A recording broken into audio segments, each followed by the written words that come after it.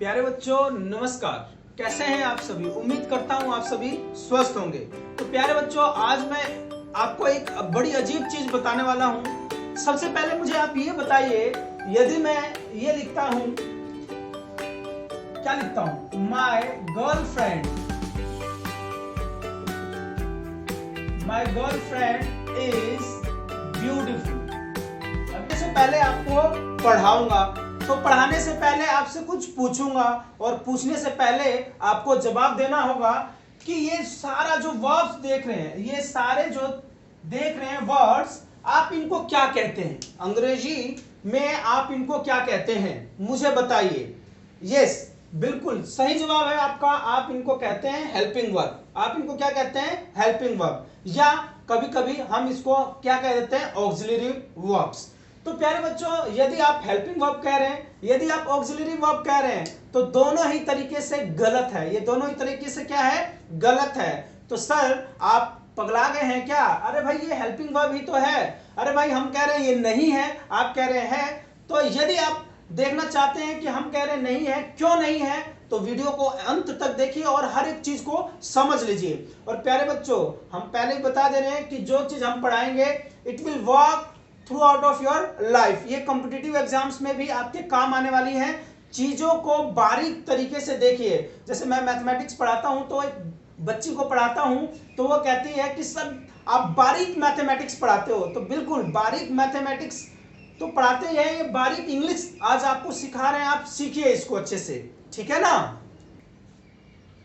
तो प्यारे बच्चों, मैं आपको बता दूं, ये हेल्पिंग वर्ब नहीं होते। फॉर एग्जाम्पल यदि मैंने कहा है माई गर्लफ्रेंड इज ब्यूटीफुल, तो आप मुझे ये बताइए, ये इज यहाँ पे हम जो इस्तेमाल कर रहे हैं ये क्या है? ये यहाँ पे इज क्या है? तो आप कहेंगे सर हेल्पिंग वर्ब तो है, लेकिन मैंने पहले ही आपको बता दिया कि ये हेल्पिंग वर्ब्स नहीं है। क्या है ये? तो प्यारे बच्चों, जब इस प्रकार के सेंटेंसेज आ जाए जिसमें आपका ये इज बीच में आए, बीच में का मतलब अभी आपको समझा रहा हूं, तो यहां पे ये हेल्पिंग वर्ब की तरह काम नहीं करता है, ये काम करता है लिंकिंग वर्ब की तरह। कौन से वर्ब की तरह? लिंकिंग वर्ब की तरह। लिख देता हूं मैं, कौन से वर्ब की तरह काम करेगा? Linking verb, LINKING, linking verb. अब लिंकिंग का मतलब क्या होता है भाई? लिंकिंग का मतलब होता है लिंक करना, दो चीजों को कनेक्ट करना। तो ये किन किन चीजों को कनेक्ट कर रहा है? मेरी गर्लफ्रेंड और सुंदरता को। किसको कनेक्ट कर रहा है? सुंदरता और मेरी गर्लफ्रेंड को।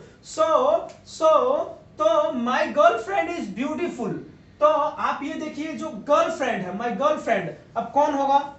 कौन हो सकता है? एक सब्जेक्ट होगा। और सब्जेक्ट क्या क्या होते हैं? सब्जेक्ट या तो नाउन होगा या क्या होगा? प्रोनाउन होगा। She is beautiful, my girlfriend is beautiful, Radha is beautiful, Priyanka is beautiful, Meenu is beautiful. तो कहने का मतलब क्या है कि यदि ये जो है, ये जो सब्जेक्ट है आपका, सब्जेक्ट कैन इधर बी नाउन और इट कैन बी प्रोनाउन। और वो मुखिया, जो मैं कहता हूं सब्जेक्ट जो होता है, हीरो होता है सेंटेंस का, जिसके बारे में हम लोग डिस्कस कर रहे हैं, वी आर टॉकिंग अबाउट, ठीक है? तो ये क्या हो गया? सब्जेक्ट। अब ये क्या है? इज। और ये क्या है? ब्यूटीफुल, उसकी क्वालिटी। तो ये सब्जेक्ट और इज और ब्यूटीफुल, इन दोनों को कनेक्ट कर रहा है। कौन कनेक्ट कर रहा है? इज। तो इज कनेक्ट कर रहा है, therefore is known as a connecting linking verb. या तो कनेक्टिंग वर्ब बोल दो या लिंकिंग वर्ब बोल दो। इतनी बात आपको समझ में आएगी। इसलिए मैं तभी से आपको कह रहा था कि ये सारे जो वर्ब्स हैं, ये सारे वर्ब्स हैं, these are known as linking verbs. क्या कहते हैं? Linking verbs. ये हेल्पिंग वर्ब्स भी कहलाते हैं, लेकिन इसको समझने के लिए थोड़ा समय लगाना पड़ेगा, आपको सीखना पड़ेगा। तो देखिए, मैं आपको क्या बता रहा था कि इज अ लिंकिंग वर्ब। तो इसी प्रकार से ये सारे जो हैं लिंकिंग वर्ब होते हैं। लेकिन अभी ये क्या है? जो ब्यूटीफुल है, ये किसकी तरह काम कर रहा है? सब्जेक्ट कॉम्प्लीमेंट की तरह काम कर रहा है। किसकी तरह काम कर रहा है? Subject complement. कॉम्प्लीमेंट का मतलब क्या होता है भाई? पूरक। सब्जेक्ट को पूरा कर रहा है। Girlfriend is, my girlfriend is, मेरी गर्लफ्रेंड है, no doubt, my girlfriend is, और उसको कॉम्प्लीमेंट जो कर रहा है, कॉम्प्लीमेंट कर रहा है, पूरा कर रहा है, दैट इज ब्यूटीफुल। तो सो इज यहाँ पे लिंकिंग वर्ब की तरह काम कर रहा है, and beautiful is subject complement, subject को पूरा कर रहा है। आगे बात समझ में, और एग्जांपल ले लेते हैं। He is a teacher, he is a teacher, या मैं अपने आप को कहूं तो आई एम अ टीचर। तो यहाँ पे इज, यहाँ पे क्या है अब बताइए आप, अब बताएं, हेल्पिंग वर्ब है क्या? नहीं है ना। इज क्या है? Linking verb. क्यों है लिंकिंग वर्ब? क्योंकि सर आप एक टीचर हो और आपकी विशेषता को ये कनेक्ट कर रहा है इज। सो ही को जो कनेक्ट कर रहा है टीचर से, this is a verb that is known as is, और ये यहाँ पे क्या हो गया? Linking verb. आगे बात समझ में। और टीचर यहाँ पे क्या है? Subject complement, teacher is a subject complement.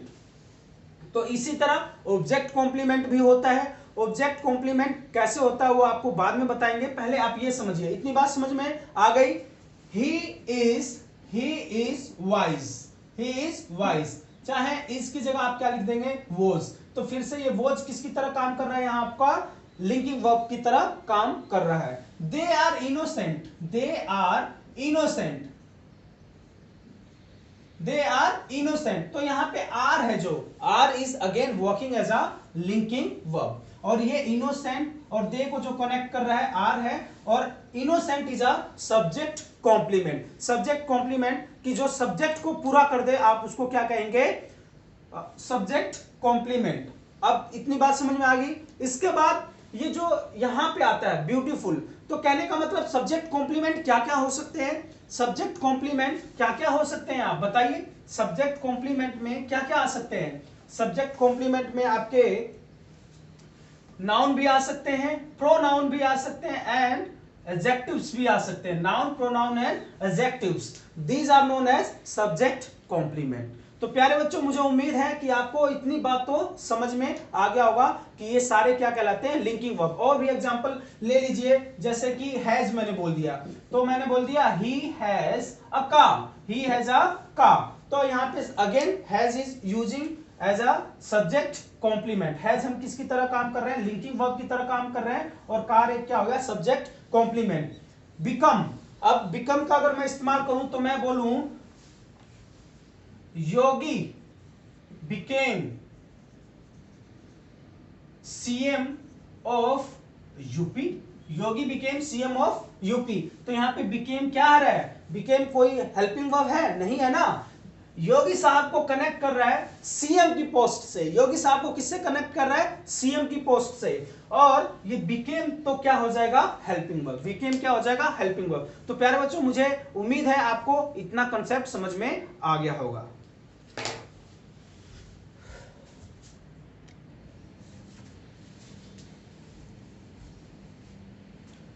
तो प्यारे बच्चों, आगे आता है ऑब्जेक्ट कॉम्प्लीमेंट। तो ये ऑब्जेक्ट कॉम्प्लीमेंट है आपका, ऑब्जेक्ट कॉम्प्लीमेंट। इसको अभी आपको बताएंगे, उससे पहले जो अभी मैंने समझाया उसकी जरा प्रैक्टिस कर लीजिए। माई गर्लफ्रेंड इज ब्यूटीफुल। अब बताएंगे, वीडियो के लास्ट में बताएंगे गर्लफ्रेंड का नाम। इतनी भी क्या जल्दी है, पहले पढ़ो, गर्लफ्रेंड तो बाद में आएगी। यदि आप बढ़िया से पढ़ाई करते हैं तो गर्लफ्रेंड, पैसा, इज्जत, शोहरत, दौलत सब आ जाती हैं। But the first and foremost thing is that you have to study sincerely. बहुत मेहनत से, बहुत अच्छे से और बहुत बारीक तरीके से पढ़ना होगा जो आपको पढ़ा रहे हैं। तो प्यारे बच्चों, यदि आपने चैनल सब्सक्राइब नहीं किया है, प्लीज डू सब्सक्राइब इट। इसको अभी सब्सक्राइब कर दो, बेल आइकन दबा दो। तो इस तरीके से बहुत सारे गर्लफ्रेंड का नाम आपको बताएंगे। तो प्यारे बच्चों, देखते रहिए और समझते रहिए। देखिए, माय गर्लफ्रेंड इज ब्यूटीफुल। तो अभी मैंने ये जो है मेरा सब्जेक्ट है, और ये क्या हो गया? लिंकिंग वर्ब, और ये क्या हो गया? मेरा ऑब्जेक्ट हम कह देते हैं। लेकिन ये जो कनेक्ट करता है, मैंने अभी आपको बताया ना, जो सब्जेक्ट कॉम्प्लीमेंट है, जो ये क्या हो सकता है आपका? नाउन हो सकता है, प्रोनाउन हो सकता है, एंड एडजेक्टिव हो सकता है। तो आप मुझे बताइए, ये ब्यूटीफुल क्या है? किस विशेषता को बता रहा है? एडजेक्टिव। आगे बात समझ में। तो मैंने डेफिनेशन में आपको बताया था that subject complement can be a noun, a pronoun और एन एडजेक्टिव। इसके बाद आ गया ही इज अ बॉय, ये क्या हो गया आपका? नाउन। और इज क्या है? Linking verb. I am a teacher, तो again it is a noun. The winner is me, अब ये क्या आ गया? प्रोनाउन आ गया ना, प्रोनाउन। इसके बाद मैथ इज इजी, तो ये फिर से एक विशेषता बता रहा है, again it is an adjective, ठीक है ना। तो ये बहुत आसान है, लिंकिंग वर्ब्स। और सब्जेक्ट कॉम्प्लीमेंट क्या होता है, ऑब्जेक्ट कॉम्प्लीमेंट, अब हम समझ रहे हैं। ऑब्जेक्ट कॉम्प्लीमेंट क्या होता है, it generally comes after an object. किसके बाद आता है, ऑब्जेक्ट के बाद आता है पुष्पा। देखो कैसे, सब्जेक्ट, जैसे ऐसे ऐसे कर रहा था तो पुष्पा याद आ गई, सब्जेक्ट वर्ब एंड ऑब्जेक्ट। अब ऑब्जेक्ट देखो, ये है subject, this is verb and this is object, subject verb and object. तो इन सभी के बाद देखो सेंटेंस यहां पे भी पूरा हो जाता है, बट ये ऑब्जेक्ट कॉम्प्लीमेंट है, इस पूरी बात को और बढ़िया तरीके से कह रहा है। Practice makes algebra, practice makes algebra.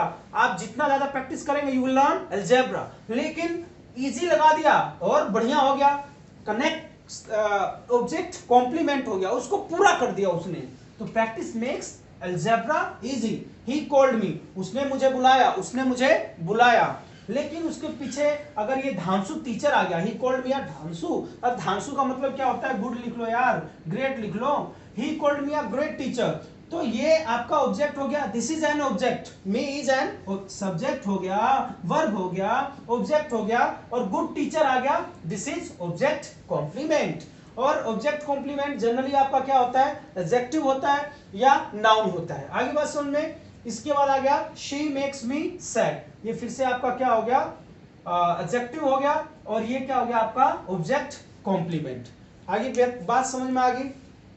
तो प्यारे बच्चों, इसी उम्मीद के साथ कि आपको मेरी बात समझ में आई होगी, और कुछ बताने लायक है नहीं।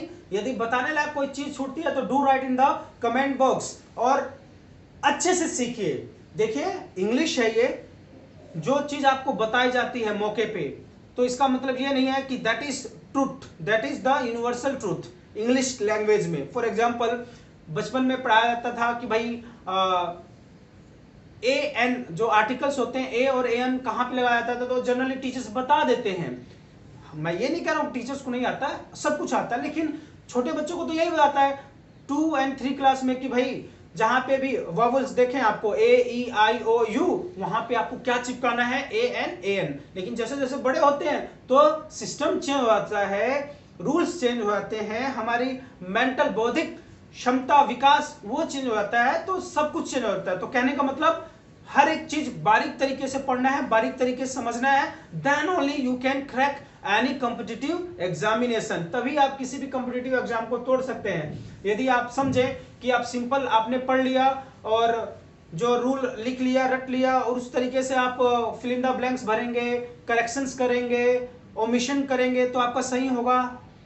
गलतफहमी में मत रहिए, गलतफहमी में मत रहिए। Again I am asking a question, she studies in dash university, she studies in dash university, इसका जवाब आप मुझे कमेंट बॉक्स में दीजिए। फिर से वही जिसको बारीक आर्टिकल्स आते होंगे वही सही जवाब दे पाएगा। लिख देता हूं, she studies in dash university, तो यहां पे आर्टिकल आपको भरना है, you will write in the comment box. तो प्यारे बच्चों, मुझे उम्मीद है आज का सेशन आपको समझ में आया होगा और बहुत बड़े काम की चीज है। तो इसी तरीके के वीडियो पाने के लिए please do subscribe our channel, like कीजिए, शेयर कीजिए और सब्सक्राइब कीजिए। टिल देन टेक केयर और खुश रहिए। नमस्कार।